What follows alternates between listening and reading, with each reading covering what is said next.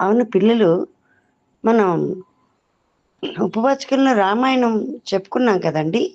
అందులో ఈ రాముడి యొక్క తత్వాన్ని మీరు తెలుసుకున్నారు కదా.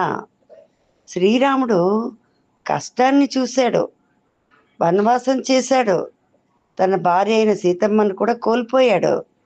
కానీ ఒక్క నిమిషం కూడా ధర్మాన్ని విడిచిపెట్టలేదు కదా.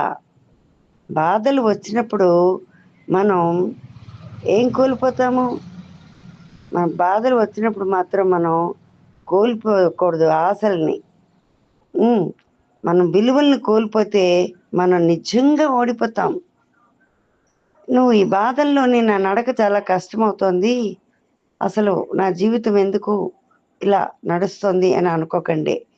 మీ నడక కష్టమవుతూ ఉంటే దైవం మీతో పాటు నడుస్తున్నాడు అని గుర్తుపెట్టుకోండి. జాగ్రత్తగా అడుగు వేయండి. మీ అడుగుతో భగవంతుడు కూడా ఉన్నాడని గుర్తుపెట్టుకోండి. మరి వింటారా మీ శారదా టీచర్ మాట?